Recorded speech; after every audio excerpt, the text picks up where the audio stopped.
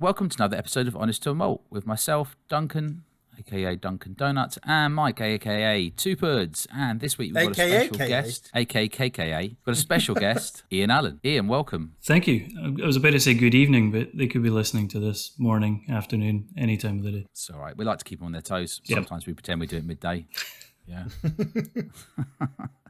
Morning drinking. What's in your glass? Breakfast time. As long as it's approaching midday, it's fine, isn't it? So, thanks so much for coming on today. Mike, what's the episode title today? So, we're at episode 44, and today's title is Allan le Bleu. Allan le Bleu. You didn't have to sing it, but hey, why not? The reference is easier. Thanks for that. So, Iain, it would be really nice if you could do a bit of an introduction for yourself. I mean, obviously, we know who you are. Lots of people know who you are. You are the global brand ambassador for Glen Moray. Yep. Intergalactic, if they'd let me travel. If they'd let me travel. All the planets Space included. Travels. Yeah. Yeah, right, yeah. Elon's always calling you up and just going, come on. Just do a whiskey tasting. Come on. Get in the Tesla. Let's go. Yeah, let's go. I've put wings on it. Let's get out there. Yeah. And then Branson's on the phone going, what are you doing that for? We had a deal. It's competition. You were coming up in my sort of half dodgy plane thing. Yeah, so now we know there's a global space race competing for Ian's time. Yep. Who's the other one? Bezos. He's in there as well, isn't he? So, I'm sure one of them will win your affections. Bezos' rocket's very phallic, though. So kind of avoid that one. The most phallic of rockets. Yes. Yeah. It is, isn't it? And he does have a shiny head. So, yeah. Credit to him.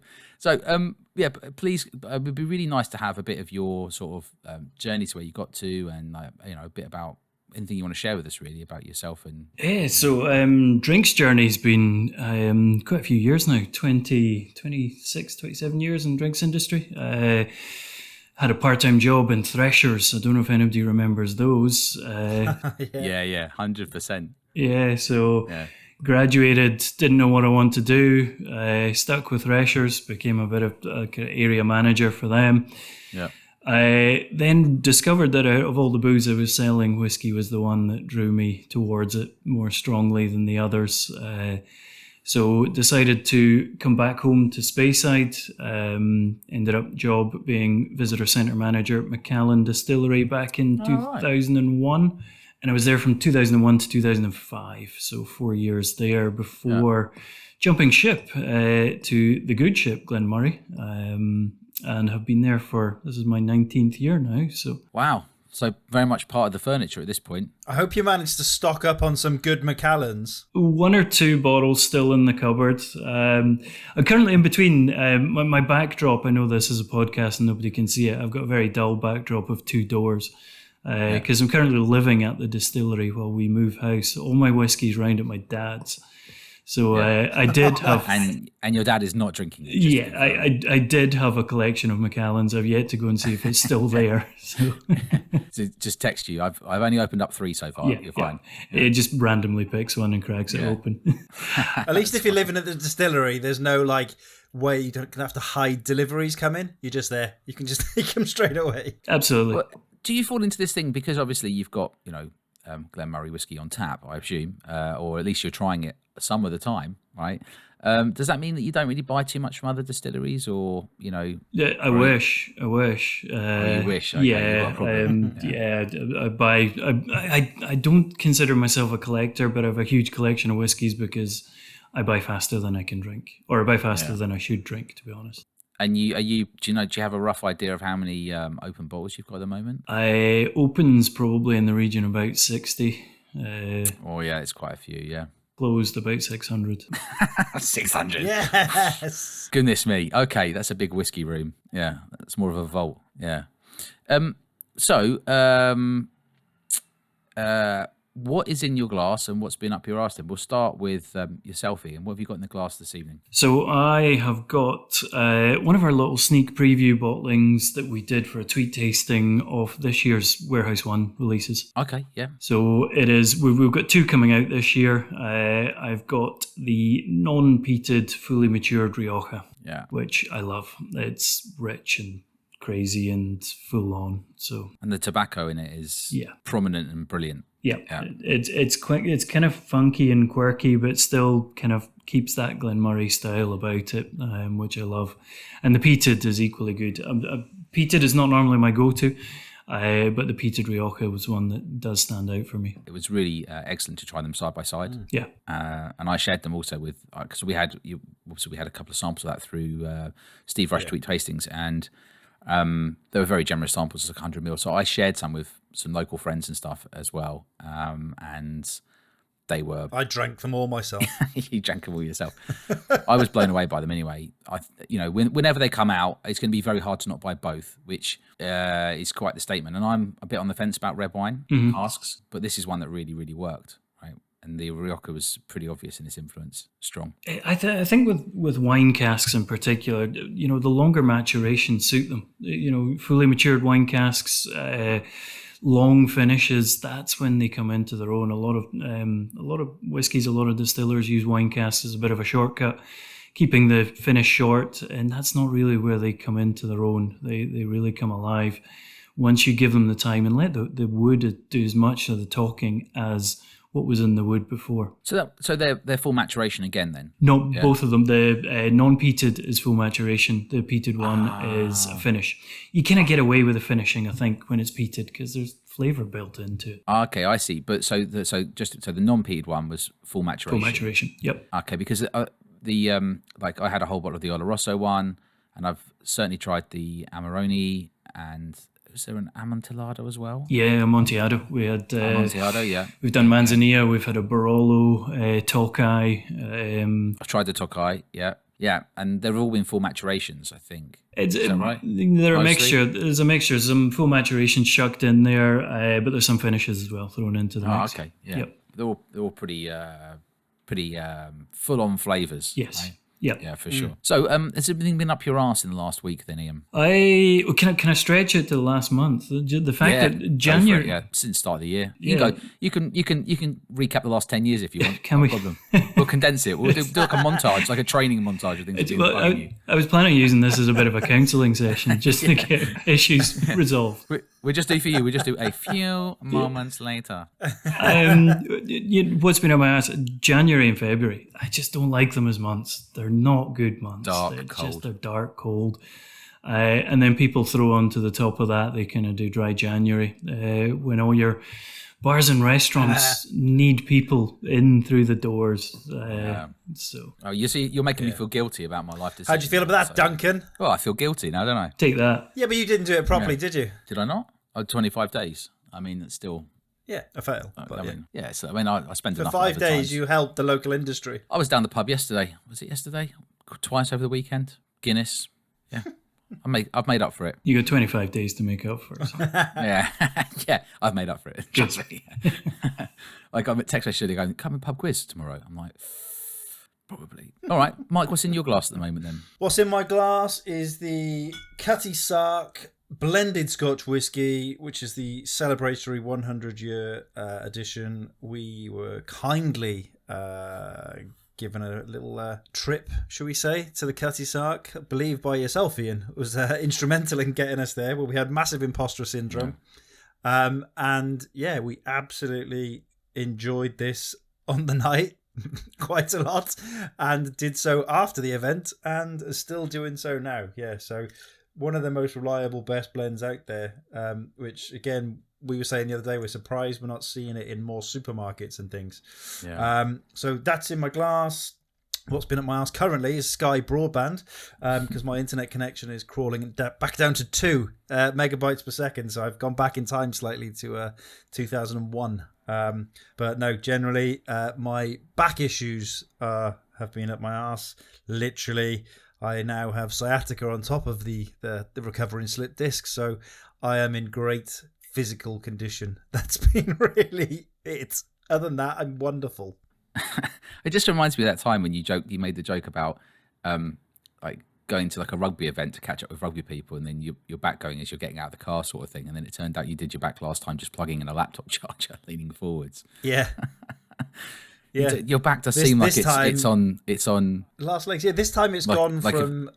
I went to Wales and had a 4.5 hour trip in the car, and for the last 45 minutes, I had to lean over the car seat to play the clangers to my little one, just to keep her from going insane and screaming the windows out of the car. So that has ruined me. So yes, I am very fragile for the size and look of me. Yeah, you are. If the wind blows, if you're out and the wind catches you, that could be it. It could be over for you. So we need to get you you're like Wayne Rooney in the Euros for England. We need to put you on bubble wrap. Don't go there. Do you remember I told you before I got called Wayne Rooney by a Korean barman. He thought he was like being cool and giving me a compliment, and he's like, Wayne Rooney, Wayne Rooney. I'm like, no, mate, no. Yeah, the Welsh Wayne Rooney. That's quite good. You can have two nicknames if you want. You can be Two Puds and the Welsh Wayne Rooney. Ian? Do you ever have a nickname? Have you ever been assigned a nickname by? No, never heard You one. managed to dodge a nickname all of your life. All of my life. There was a guy that lived round the corner from me at There school. was a guy. There He was tried. one. Where is he now, Ian? No, there was a guy called Ian who lived round the corner from me at school, and he got nicknamed Enos the Penis. And I went to school just worrying for fear that I would adopt that nickname because I had the name Ian as well. Yeah, Thankfully, but they'd already assigned it to somebody else, hadn't they? yeah, they'd already assigned it. So thankfully, it didn't stick to everybody called Ian. So that's not an encouragement for people listening to this to start referring to me as that. Yeah, if anything, Ian's saying the opposite. He's saying absolutely do not Do not do that. Yeah, because he felt very sorry for the other person. Yeah, definitely So don't. Unfortunate. Yeah.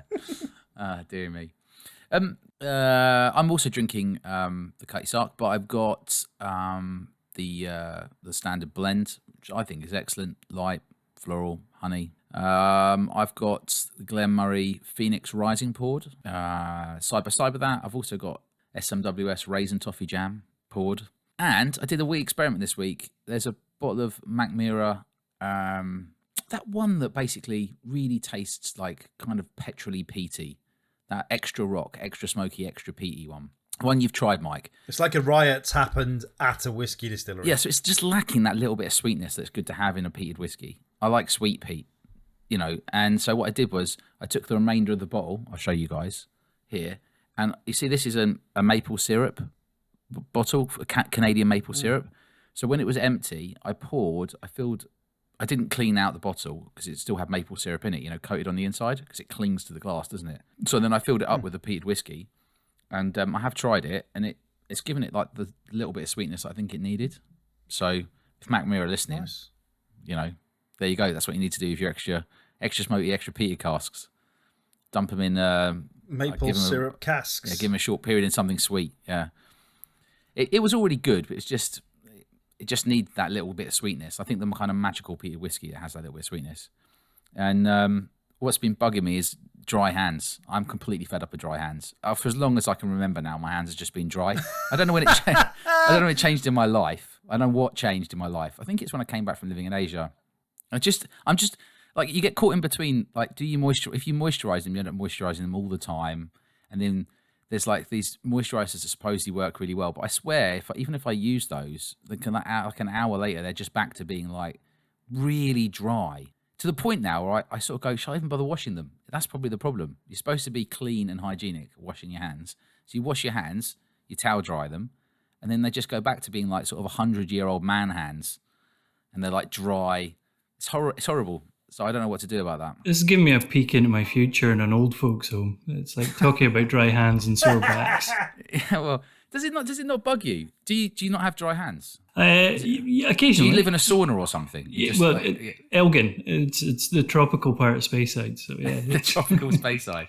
Just deck chairs and deck chairs and bikinis and palm we trees. It's glorious. Just drinking whiskey out of coconuts. That's just in the office. I picture it.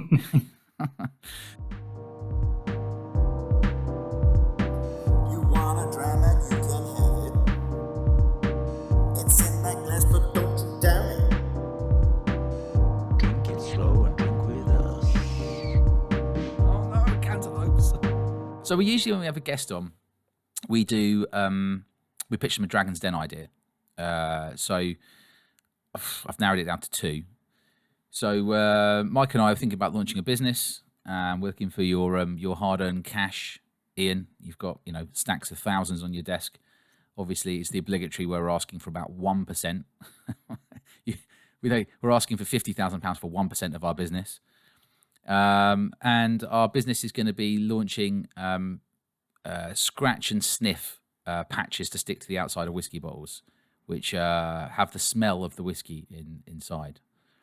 And then selling them B2B. What do you think? Are you in? I think that's a winner. I think I'm in. Boom. You know, tasting notes can only go so far on the back of a bottle, can't they? I know, right? I'm sure I've seen this kind of a bit in magazines and stuff. I don't know why people can't put it on patches and stick it to the outside of whiskey bottles. Genuinely think you're onto a winner there, mate. Oh, there we go. Someone can make it happen. I don't have The Whiskey Experience in Edinburgh used to do a scratch and sniff thing at the end of their tour. Yeah. Yeah, they had it. But, you know, you want it stuck to the bottle, then you could just you know, like it would once someone's already done it, it'd need to be somewhere where you could sniff it whilst you're walking around the supermarket, walking around the whiskey shop or something, wouldn't it? Because how it smells is a big part of whether you decide you want to buy it. I think, really, you know, I recently had a bottle which I won't name because it's going to come up in a different pod, but there's nothing associated with any of the brands or bottles we're talking to today. But the nose was so bad on it that it's really put me off the whiskey. I don't know how I feel about the bottle now, and it doesn't happen very often. But if the nose really smells, not a fan of that. I've got one more idea for you because we only have guests on about once a month now. So other idea for the next 50 grand, let's just assume you've got 100,000, so we've already secured 50k. Easy. Blackout bottle bags that keep the bottle at a solid 18 degrees. So basically, it's a little bottle pouch bag, and then you put your bottle in it, and it just keeps it completely blacked out. So therefore, you could leave it wherever, and it doesn't matter because the sunlight can't get it. So it's kind of like a sort of travel bag type thing, really. You know, if you were going to go to like a sunny country or something. Yeah. So again, 1% of the company. I'd say 2% this time, 50k. That one's a harder sell. Like I don't like to black out my bottles. I like them on the shelf. I like to be able to see them. But you travel, maybe you might sell it to me. Yeah, maybe travel. Yeah. You know, or if you lived in like, you know, tropical Speyside where it's sunny all the time, you're drinking out of coconuts. Yep. Yeah, I can see I've got some bottles at the window. They'll probably fade the label at some point. So. Yeah, that's all it is. Yeah, okay, all right. So no investment there, but you're back in the scratch and sniff. Scratch and sniff. My one concern about scratch and sniff is if you're walking in a shop like the Whisky Exchange in London, everybody's scratched all the labels that would smell. They should still smell for a while, right? Yeah, I guess. Yeah, you'd like to think so. I guess what you have someone that comes into the shop and they just go around and scratch and sniff every single bottle, wouldn't they? God, that would be frustrating. And you'd have people like stood and bent over at funny angles, just like sniffing bottles. It'd be funny to see, though, wouldn't it? People holding the bottle up to their face and just really strange etiquette in some of these places. Yeah, there'd be a Facebook group, bottle sniffers. People more whiskey, bottle sniffers. More whiskey distilleries should make fragrances from the best smelling noses on whiskey, and then you could have it as a fragrance or something. We did that as it's close to April Fool's Day, but we did an April Fool's post. I think back in 2019 that we had kind of created our own range of eau de toilette and fragrances to smell like Glen Moray whiskey, and we got them all mocked up and done. So that was our April Fool's joke a few years ago. Yeah, so was it received well? I think so, but it was, you know, everybody was doing these at that time, so folks saw right through it. We should do it in July. Yeah, see what the that's reaction true, is. actually. Yeah. That's what we were saying the other day. You should do this stuff like Mike's got an advent calendar from S&WS that he hasn't drunk yet. Christmas advent calendar. I was like, just do it in July. Yeah, like yeah. Just do it. Do the 12. How many days of Christmas is it, Mike? To be fair, it's the 12 days of Christmas. I could do the 12 days of August because my birthday falls on the 11th. Exactly. So I could just have 2 drams on my birthday. You'll get more attention, if anything. There you go. Won't you? Yeah. Dress up like Santa in August and do 12 days of August.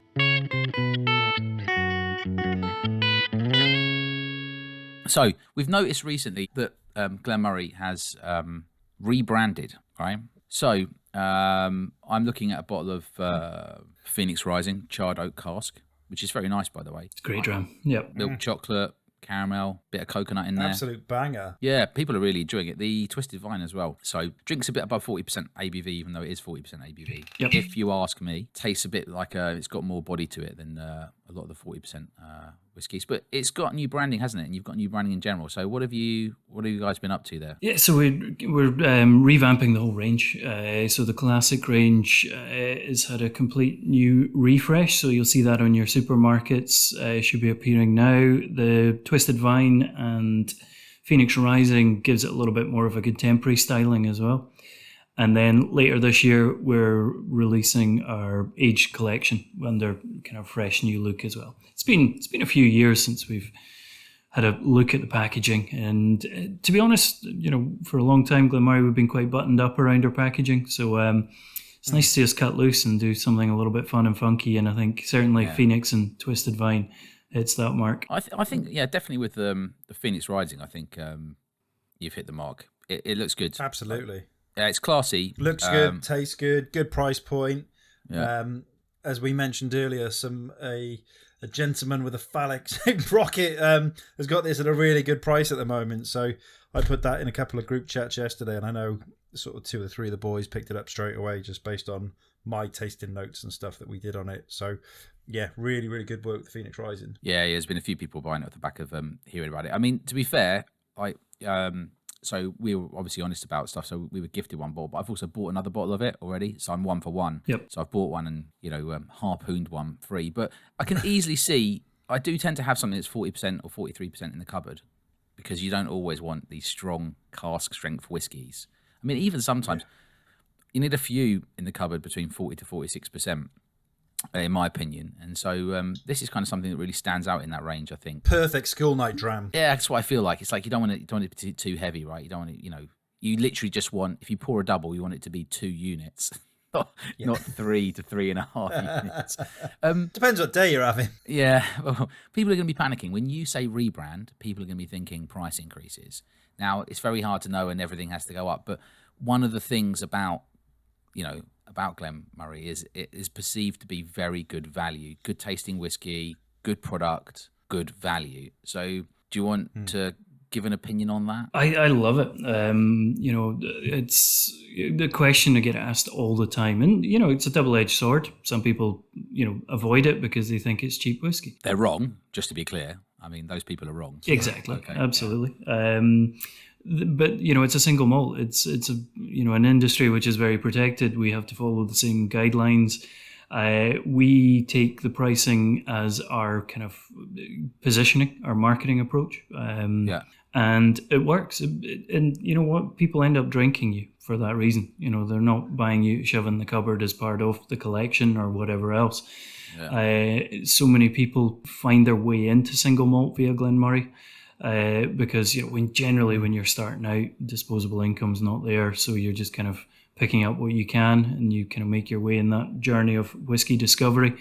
And Glen Moray is the first point for a lot of people, and they come to us and love us for it. So I think it's great. I've got a lot of love for what we do from a price perspective because it means I'm talking to whiskey drinkers and not people who are speculating on their future pension funds, etc. Yeah, but I think so if you take Twisted Vine, which is cognac cask, and Phoenix Rising, which are charred oak, right? Are you able to divulge a bit more about what goes into those? Single malt, obviously, right? But do you have like an idea on like the mix of ages or anything like that? Because it's obviously a non-age statement, and it's hard to tell. All we can say is that the taste notes on the bottle are bang on. It's smooth. No burn, you sort of classic thing and that it's, people worry as your about. dad would say, it's nice. It's nice, yeah. Is there anything else you can share about any of those? Yeah, so there'll be a mixture of ages in them. The average will be between 6 and 8 years old. With the Twisted Vine, it's fully matured in cognac. With the Phoenix Rising, you've got a mixture of fully matured virgin oak heavy char casks and some bourbon heavy char casks. Right. Okay, yeah. So it's a real mix, that one. So a mix in there. But you're looking between 6 and 8 years old for both of those whiskies. Okay, well that's good. I think people like to know. I mean, people are liking it already. There's already lots of positivity, but people then like to know what it is that they're really enjoying, right? And increasingly, people are realizing that sort of younger whiskey is often as good. Yep. Especially in these blind tasting things, Ian, we did this blind taste, blind drams, and one of the highest scoring ones was all 5-year-olds, wasn't it, Mike, from Andrew? Yeah, it was. Yeah, which we've talked about before, but still, people really surprised people. Someone sent me some whiskey recently, and I tried it blind, and I had a guess as to what it was. I said, really lovely, because like you go with things that you've experienced before. It reminded me a lot of like a Carmore Ben Nevis. I was getting things like bacon and maple syrup and stuff. It was kind of on the nose. It was ashy and peaty on the palate. And I said it was Speyside or it was Highlands, peated whiskey, under 10 years old. And I said, but, you know, it could be a young Kalila as well. And I guessed it was about sort of mid-50s ABV. It turns out it was the 8-year-old peated cognac from you guys, right? Which was incredible. And I'm devastated that I didn't get a bottle of that. We've still got it. It's You still got it? Yeah, the peated cognac is on our bottle your own. We try and kind of pair our bottle your owns are really kind of a draw for people at Glen Moray. They, again, down to we keep the price keen, but we throw out some of our interesting, fun and funky casks. We look at what we've got on shelf, what we've got released at this time, and we try not to do similar casks. But we had just released Twisted Vine, the cognac, and this is exactly the same batch of casks. Right. But we had some of our peated spirit in it, so we thought that would be a nice kind of little sister one to have at the distillery. But in this case, it's cask strength, 8-year, fully matured, but the peated stock versus the non-peated at 40% in Twisted Vine. If I was to draw a reference though, obviously, although it's cognac cask, so this sample was sent to me by Cliff, right? So thanks to Cliff. He said his notes were nose, honey. Obviously, he wasn't trying it blind. He was trying it. He knew what it was because it's his bottle. But he said he got honey on the nose, overripe pear, rubber, wood char, and then charred smoked meat on the palate. But I felt like some of that was coming through to nose as well. And he said like orange bitters and brown sugar on the palate. And he said peat, honey, and black pepper on the finish, maybe like honey and pepper burnt ends. But I really felt like if I had to say what was it remind me of the most, it reminded me of those really, really put on a pedestal Ben Nevis Carmores. Even though the ABV's higher, those sort of the 4, the 6 and the 7-year-old that people were going bonkers for, that. And you're saying it's still available, right? So I'll be putting a call in probably tomorrow to get something posted. It's that good. It's really that good. So I tried it and I was like, this I would really like to have. Glen Allan, young Allan, you dram, yeah, wings, I'm going in. Phoenix rising, older Phoenix rising, then charred old cast with the bounty ain't a hiding. Iain Allan, he's on. Twisted by mine, a coffee twist be fine. I'm sipping my espresso, drink hot cognac like it's Mexico. Fly back through the duty free, the Glen Moray sold to me. See a 15, 18, the value I'm not hating. Glen Moray, they on. So, would you like to do Pudding Island drams, Ian? Let's do it. Let's do it. So, you know the concept, right? So concept is, for people that are listening, if you haven't heard it before, we did an episode called Pudding Island Drams. You're going to a deserted island and you get to choose one pudding. You're going to be on your own for 30 days. Not forever, because obviously if you're on your own forever, it's a bit depressing, right? Just 30 days. Chill out. Just have some time away for the family, you know, whatever it is, you know, a bit of downtime. Get away from January and February. Yep. So you get to choose one pudding, one whiskey, one album or music. I mean, if people still listen to albums, we do, but lots of people these days don't even understand what albums are. Or a greatest hits, it's up to you. Yeah, greatest hits. And then who's going to pick you up? So, Ian, where would you like to start? We'll start with pudding. It's Straight in. Straight in at the pudding. It's got to be sticky toffee pudding.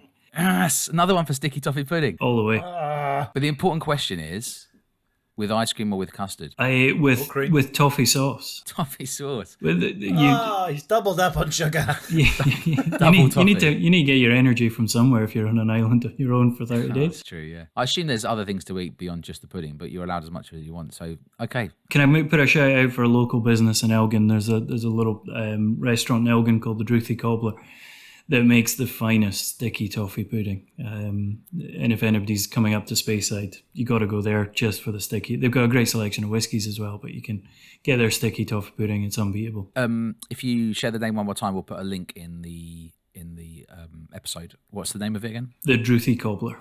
Druthy Cobbler. Okay, cool. For sticky toffee pudding. Nice. And can you picture how does this island look to you? I mean, some people have said they're going to like, cold environment. Some people are going beach. What island are you going to here? Is there such as a kind of continual autumnal island? Yeah, okay. Well, I mean, it can be. I mean, Not too hot, not too cold. yeah, temperate. Is that the word? And yeah, I'm not a beach man. It's where dirt meets water. Don't need to find that. That's fine. I can live without that. We'll get you doing the marketing for Marbella. Where Yeah. dirt meets water. Okay. So what about do you want to do whiskey or album next then? Let's save the whiskey till last. Let's go album. Okay, go on then. So what album would you be listening to whilst you're eating away your toffee pudding with? That's a tough one.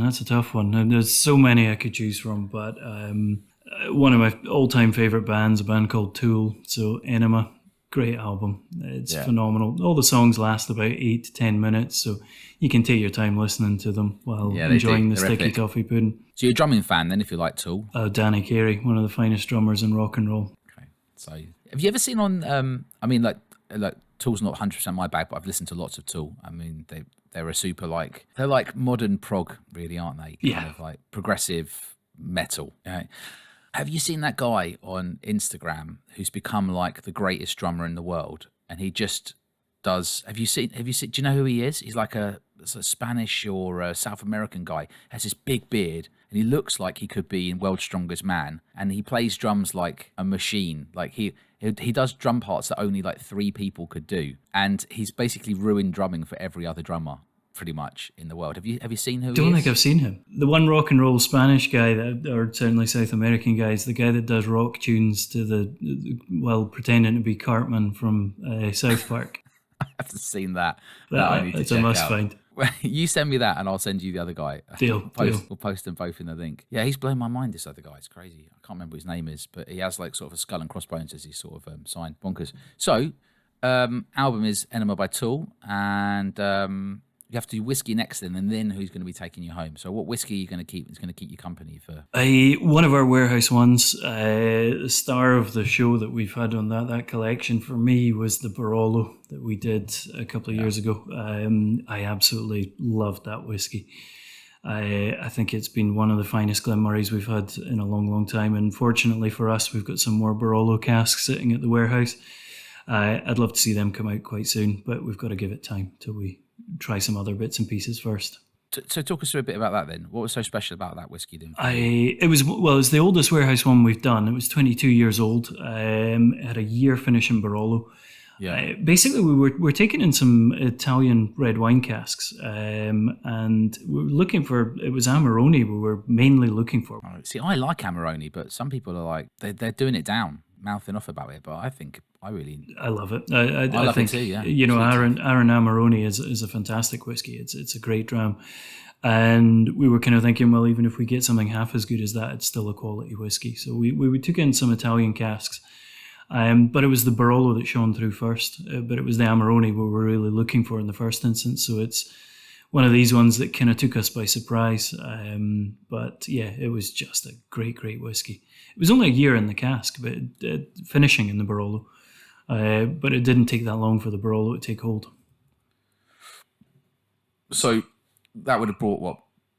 Did it bring like plumminess into the wine? Yeah, it was kind of dark fruits, like say kind of that plummy note coming through, just everything you expect from a kind of Barolo cask, that kind of heavy, fruity, sweet red wine, Italian style, that super Tuscan style. I mean, whereas Amarone be getting sort of more cherries and things like that, right? Yeah. Cool.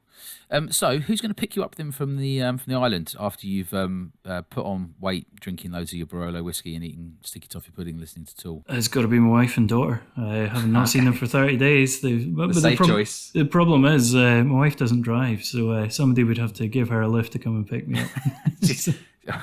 Or you'd be waiting at the bus stop on the island, right? Yeah, that's it. Bus swings by once a month. Yep. Does that mean you do all the driving then for the family? I do, yes. And my wife doesn't drink, so see when we go out for dinner. Oh my days! So it's a cheap dinner. Have you considered investing in driving lessons for your wife? Oh, we've invested a lot.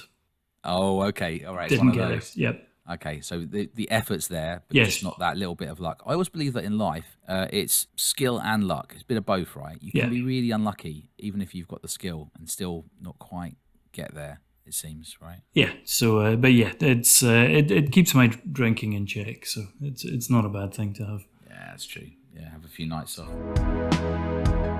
American. So, Star Wars and Lego. Talk to me. Love them both.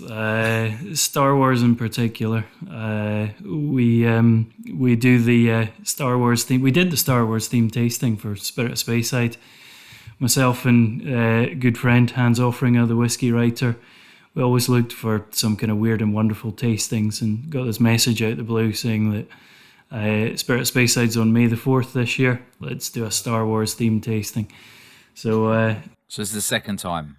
Stormtrooper And- costume. I was going to say you were Princess Leia, correct? Yeah, well, I was going to go for the gold. I was going to go for the gold bikini, but that would destroy 4 hours in too makeup. many young people's special moments. But yeah, so this year we weren't going to do it again. This year, you're Princess Leia. But this year it lands on May the 4th again. So myself and Hans are doing Return of the Jedi, whiskey and Star Wars themed tasting. You need to put that out there and then Yeah. get people involved, and people will turn up. Yeah, we've got some of the people who came to the first one. One person said that they booked a refundable hotel because if they didn't get tickets to that, they weren't coming to Speyside. So So that's at the festival. that's on May the 4th. Yeah, Saturday, May the 4th. Okay. I can imagine, because I'm assuming it's the same as sort of like the Fashil, where there's people camping in fields and stuff randomly. Does that happen? Well, yeah, not quite as camping heavy because there's a little bit more accommodation round about Speyside. So There's that rule, isn't there? You're allowed to camp in anyone's back garden or something in Scotland, or is it you're not? I can't remember. We had this. No, on, any open land, but not like you can't just rock up on someone's house. yeah, But you're allowed to But camp if on it's any like- open land in Scotland. If it's like a aren't you? field. yeah. Right. Well, I'll just bring a tent then. That'd be cheap. Yeah. You bring a tent, you'll be Imagine fine. How many some days is Spirit? drunken Chewbacca's falling out of the tent the next day on the 5th, just like, "Arr." How many days is Spirit of? Thursday to Monday. You don't need a shower, do you? There's probably a gym you can just pop into. Yeah, you'll be fine. Get a lock somewhere. Yeah. Yeah. Just bathe in a washback somewhere, you'll be fine. Yeah. People moan about costs. They need to get tents. Yeah. These fancy hotels. And Just this is sleep the in a wooden field. washback. Let's just look inside. Someone just swimming. Get out. Yeah. What's the old sweat like in that storm? Were you a stormtrooper last? I was a stormtrooper, yeah. It gets a little bit cozy. It's not easy to drink a whiskey in a stormtrooper's costume. I'll say that about it. I remember the last time when I was talking about it, I was kind of my introduction. I remember saying to people that, whiskey tastings are getting too geeky. People want it to be too serious. It says the guy wearing a Says stormtrooper the guy. costume. This is it's getting really geeky. It is. You do realise you're in a stormtrooper. Yeah, outfit. exactly. So we're doing. But can I add one thing just for the sales pitch of this? There's a guy that lives in Elgin called Fraser Diamond. What a name, by the way. Yeah, well, his dad was. He's a diamond of a geezer. He is, but his dad was Peter Diamond. So anybody who's a big Star Wars fan will know him. He was the guy that choreographed all the lightsaber battles in the original trilogy. Oh, no way. He was a sword fighter and he did all the Hammer horror movies. He did the Highlander movies. Oh, Highlander as well. Yeah, he lives in Elgin and his dad played like 30 odd different roles in the films. And he's got all the original scripts and everything. So he comes along and does a little talk in that. He's amazing. What his dad did in the movie industry. The Indiana Jones films, Doctor Who, Star Wars, Hammer films. So if you're into your pop culture and your movies and whiskey, that's the event for you. So that's Fraser Diamond. Fraser coming along and speak about his dad, Peter. Fraser But Diamond. Fraser was 12 at the time the original film was done. So he was one of the Jawas on the Sandcrawler in the because he was small, he was a little kid and he was on the set with his dad. So he's got pictures of him on set dressed as a Jawa and everything. I feel like you're a big Star Wars fan. I'm just getting vibes here, right? That's so good. It is. It's cool. So we have to ask you what's your favourite Star Wars film for people because people who are fans will want to know that. Empire Strikes Back, second one, Boba Fett. What's not to love? Just like that. But do you watch it every Christmas? Do you watch it once a year? What's your level of Star Wars commitment? You know what? Once a year. Probably not so much anymore. When was the last time I revisited the trilogy? It would have been a couple Just of saying, years I ago. watch Die Hard every year. Your level of commitment is lacking. regularly. But here we've got so much more to feed into as Star Wars fans. There's new series, there's different things on Disney Plus and all that. They're not as good though, are they? They're not. But here they feed the addiction. Well, I've seen the picture of you dressed as a stormtrooper, and it was very impressive. So people have got something to look forward to there at the. And you mentioned the writer friends. Yeah, Hans will be there. So Hans is launching a whiskey. He's doing a little bit of work for an independent bottler called Saltire, and they are releasing a Glen Moray single cask at the event, which was actually distilled on the 4th of May as well. So. Class. Yeah, nice. All tying in. I love it. So it's good fun event. So I think we've still got tickets. So check it out if you want to come along. Yeah, well, if we go, we have to do Princess Leia and Jabba. I'll let you decide who's who. But you'll ruin my teenage dreams by doing that. We most definitely won't, unless there's a coin toss involved, in which case it could happen. So it's possible. Well, may the Murray be with you. May the Force be with you. Yeah. All right. Thanks for sharing that, Ian. Appreciate it.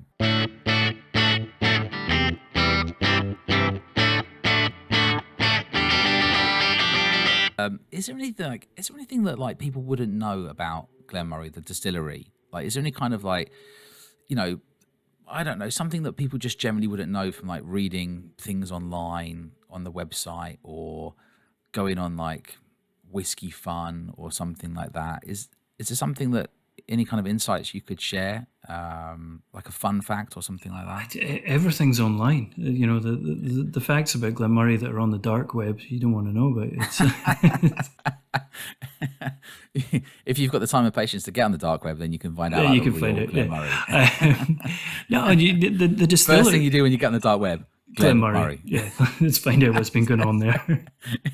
It's like a spike in searches. People monitoring the dark web going, what's going on? What's going on, Glen Moray? Well, we do have bodies buried at the distillery. That's a great fact. The distillery is built on the site of all the public executions in Elgin. So we're built next to Gallow Hill, and there's a great story about the assistant brewer back in the 1960s when they were raising one of the warehouses to avoid flooding.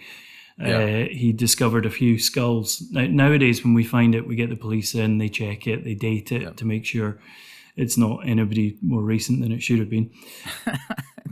just snuck a couple in. What's two more? Nobody will notice. Yeah. But what he did was he put the skulls in the dashboard of his car and drove them around Elgin to show them how it had changed over the years. And anybody who knows Elgin, it's not changed that much since the 1600s. And so, can you confirm, has there been any freshly poured concrete at the distillery recently? Not well. We're undergoing our third expansion in 10 years, so it makes me wonder if we're covering something. Yeah. Okay. Right. So they don't drill into that, right? Yeah. So, something that's come up a bit, because I think for people like yourself that obviously big whiskey collection, 60 open bottles, huge whiskey fan. If you're going into a pub, what 3 whiskies would you want to see they have behind the bar? There's got to be a Glen Moray behind there. Obviously. Yeah, a local bar, Glen Moray 12-year-olds. I think it's just a great, solid Speyside whiskey. It's the Glen Moray I've probably drunk the most of during my career. I love it as a dram. Yeah. I'd just say the 15, if you're going on a holiday or something, you're going for an airport, 15 is a solid pickup from an airport. Yeah, our core range through kind of 12, 15, 18, these are just great Speysiders. They've been around for a while for a reason. It's a fantastic dram. Something big and sherried to sit beside that. I think I was weaned on sherry whiskey when I was younger because that's one that I'll look out for. Something with PX, so like a Glenfarclas, a Macallan, or a Glendronach. Good luck getting a Glendronach these days, but that'll be £20 for 25 mils, sir. Okay. Yeah. So that's if I'm feeling flush. And then something, what else, just to mix it up a little bit. I'm not a huge peated fan. Peated whiskies are not my first choice. So something just with a little bit of smoke, some Highland Park style. Right. So Highland Park 18-year-old. So gentle smoke, really. Yeah, just a gentle soft smoke. You'd have Glen Moray 12, Something like a Glenfarclas, maybe like 105, chuck that in there. Yep, that'd be great. And a Highland Park 18. boom, there you go. 3 whiskies behind a pub. So if you're ever going to become a publican, that's what we can expect. Yep. Then we both noticed that you have been travelling a fair bit, and you might have been A lot. Yeah, you might have well been to Japan. Yes, that was amazing. That was great. So people always find it fascinating hearing about Japan. I've been to Japan, but I will find it very interesting hearing what you say. So, how was your experience of Japan then? It was phenomenal. You know what? I'll be honest with you. It was a place that hadn't hit my radar when I get my travel diary start of the year, so kind of know where I'm going in the months ahead. And it was one that kind of was tail end of the year. Didn't really think about it. Without sounding too blasé about it, wasn't overly excited, but got out there and was absolutely blown away. Fell in love with the place. Amazing people. Tokyo was such a fantastic city, and their love for whiskey is insane. You know, the whiskey bars we went into there, you know, we're talking about picking a bar that's got 3 decent whiskies. You know, you go into these bars in Tokyo and there's 300 decent whiskies for you to choose from. They have this way of making everything seem a bit enchanting, don't they? They get the atmosphere and the lighting spot on in all these places. Yep. So you go in and it just feels like lighting is perfect, right? Like there's such attention to detail, right? So you go in and you already feel like it feels a bit magical, right? I guess if you go there every day, it wouldn't feel as magical. But somehow, between you being over in Japan and it being so different, and the experience they managed to create, it does feel a bit magical. Was there any whiskey bars that you remember that you went to, or venues that you went to that you shout out? There's one I didn't get to, rather annoyingly, because we only discovered about it later. But next trip we will definitely be visiting. I met the owner and only found out about it when I was out there when we were at Tokyo Whiskey Fest. But there's a bar in Tokyo called Bar Murray, and it's a young lady who just loves Glen Moray. You know, we as brand owners, we had no idea this existed. Wow. And her Instagram handle is Love Murray. So it's a whiskey bar that focuses mainly on Glen Moray, but has a load of other whiskies as well. So would you believe it? We didn't make it. It was an hour on the train to get there. So we could plan it in at last minute. But that sounds like you should be making like a full-on marketing video about that. The next time we're out there, we're going to do a tasting. The whole team's going, aren't they? The whole team's going over. Yeah. It feels like there should Any be excuse. Yes. No, but really, I mean, that feels like it's got like sort of, you know, brand marketing, sort of campaign marketing written all over it, you know, like that. And the fact that it's kind of organically grown, it's just somebody with a love for the brand. You know, there's been no funding, there's been no kind of, we haven't been giving them product. It's just somebody who loves Glen Moray and just stocks it up. That's also what you'll find over there. Like they become sort of a bit obsessed about one thing, and then they just like they don't double down on it like people would hear. They like quadruple down on it, right? They say this is the lane, and then they just go all out on it, like in a way that I feel like a lot of people in these parts just wouldn't go to that kind of level of commitment, right? Yeah. That's what you see time and time again, right?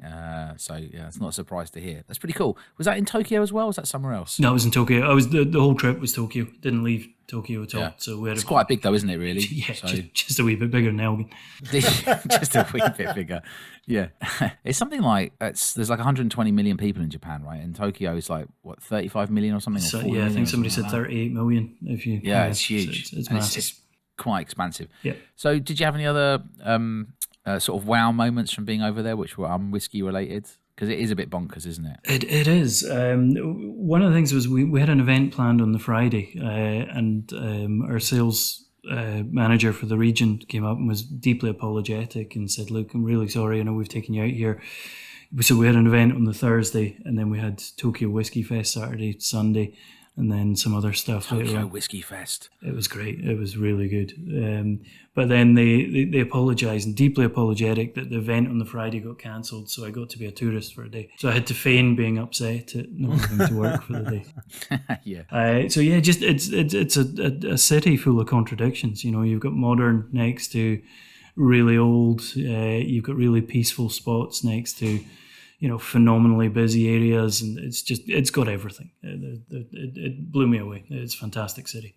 Yeah, strong culture. I think one of the strongest cultures in the world. Maybe there, India, a couple other places. And you mentioned before we started recording the pod today that you're going to. Are we allowed to share your schedule just in case Yeah, no, know, that's fine. Yeah, it's yeah, it's on my calendar for the year. So Ian's got the private jet on standby on the outside the distillery. You're going to Puerto Rico, did you say? yeah, so that one was that's Puerto Rico. yeah, we've got a busy year of travel ahead of us, and that's the one that stood out as somewhere where never been, had never thought of going, and didn't know what the whiskey market's like out. Well, I don't know what the whiskey market's like out there. I'll find out when I get there. So Yeah. so that'll be an exciting one for this year. Question for you and the marketing team there. Has any whiskey distillery been and done any kind of like locational filming / visits to like Cuba? I feel like that would be the juxtaposition between like the kind of old, because Cuba's like going back to the 70s still, just about now. There's also a place in New Zealand that's a bit like that, but you have to go to a weird island. It's very weird, right? But in Cuba, it's all like that. I feel like the juxtaposition between the kind of the heritage of Scotland and the distillery going over there, and like how old it is versus kind of like the sort of quality whiskey and the sort of, like, I feel like that could work really well. I don't know if anyone's done that. I mean, I wasn't really paying attention. I was just drinking whiskey until recently, and You'd have a battle with the rum industry, though, wouldn't you? you wouldn't have a battle. I mean, If you're filling a rum cask. if you got into a gunfight in the street, that'd just make it even better filming. I mean, whatever's going on,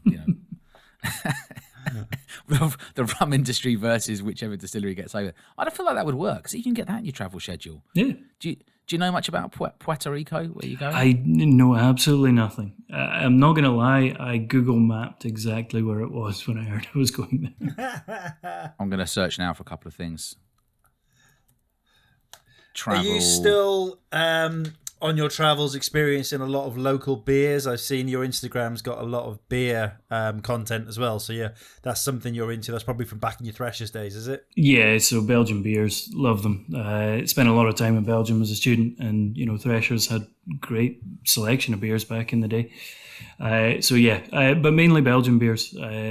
It's a hobby of mine, passion of mine. Don't want to worry you, Ian, but it says for Puerto Rico, like Mexico and some other Caribbean islands, there's a high level of gun crime, drug trafficking, and gang activity, and the homicide rate is relatively high. There's also an issue with theft, mostly pickpocketing and purse snatching variety. I mean, that sounds like Edmonton Tesco, to be honest. So you're not too far That off. sounds a lot like Edmonton Tesco, doesn't it? It's okay. We'll get Ross Kemp to accompany you. I'll leave my purse at home. It should be all right.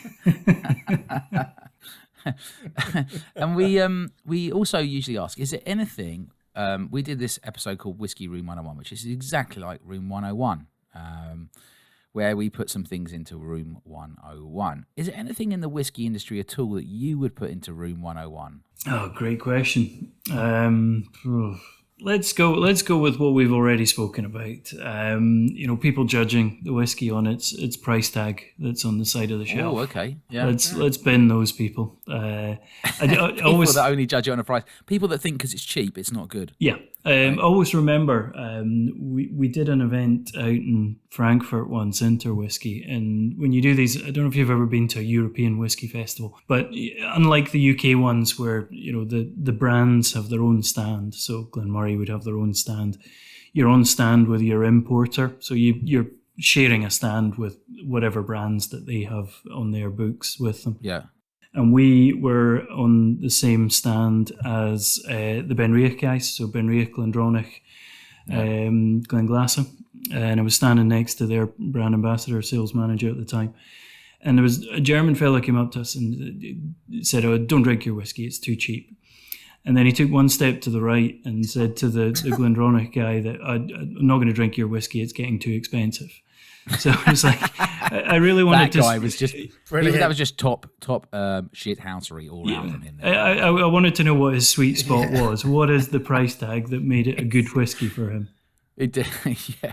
He had like a £2 range, yeah, right? You just got to hit that. It's got to be anything mark. between 39 to 41. I didn't know Brian travelled to Europe, but hey. Yeah. Hey, well, Brian's still firmly in the bucket if he won't spend over £100, isn't he? Which is fair enough, I guess. I mean, £100 is a lot of money, but that's his firm belief. Whereas I don't mind going over it every now and then. So here, it's worth what you'll pay for it. If it's good, it's expensive sometimes, but sometimes you get lucky and get good at a good price. So. Yeah, for sure. I was thinking about whiskey festivals just this week. Someone was saying, so I'm probably going to go to Kendal again. I'm booked to go to Somerton, or I think I've booked. If I haven't booked, I need to book. Mike's roped us in to go to the first whiskey festival ever in Wales, where Mike's he's got a few roles. Sound more positive and confident. No, it's more the about fact that. that they've asked you to do so much. I mean, one day you've got to be Wayne Rooney. The next day you've got to be that fella from UFC. I'm just worried for you. You feel like you're overstretching yourself. I mean, all these public appearances, Mike.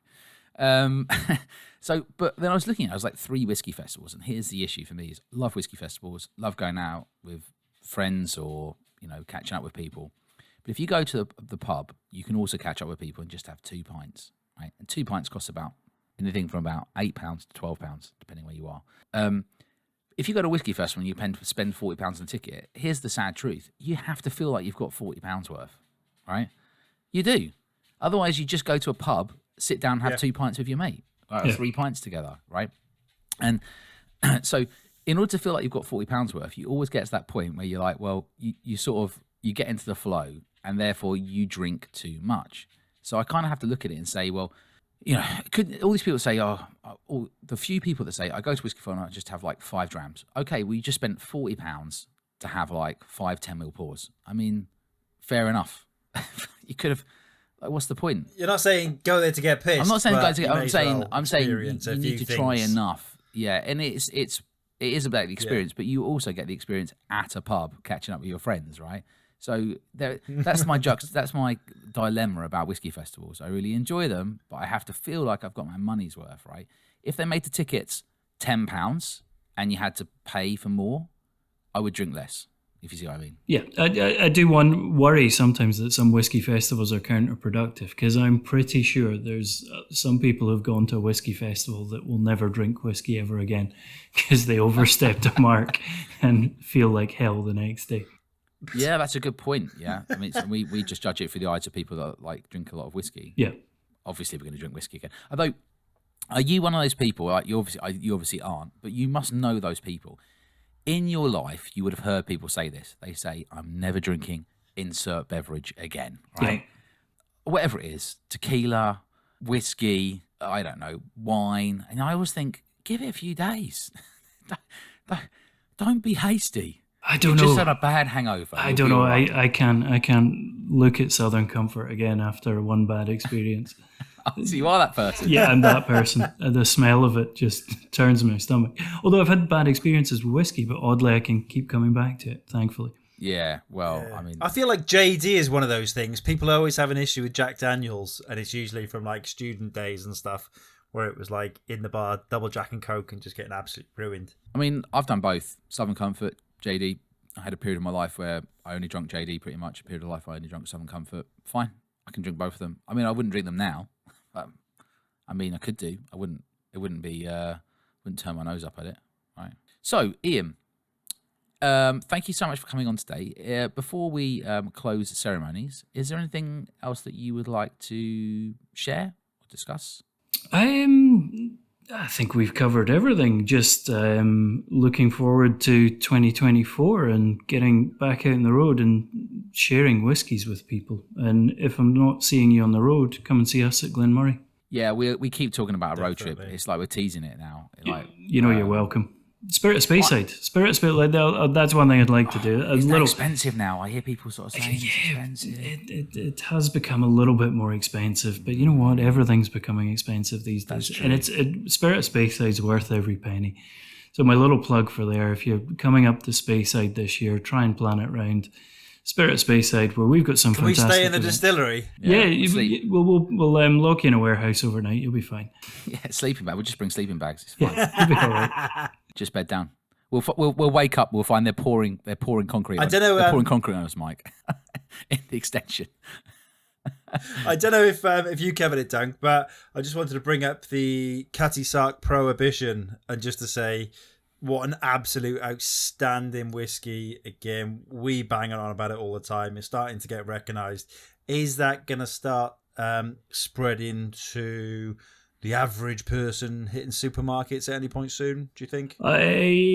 It'll be with prohibition, obviously stock limitations there, but yeah, you'll see it out and about. I don't know, UK wise, we need one of the sales guys here to answer that question, whether they're looking to push it into supermarkets. For me, it's just a great single malt drinker's blend. It just fits everything that a single malt drinker likes at a blend with a blend price point as well. Absolutely outstanding. Yeah, we're big fans. Yeah, it's a great whiskey. Yeah, really is. 50% really sets it off. It's just like, pretty sweet.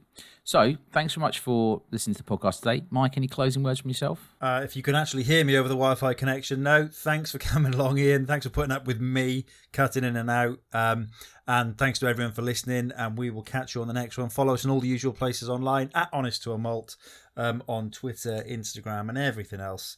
And we will see you very soon. Bye-bye-bye.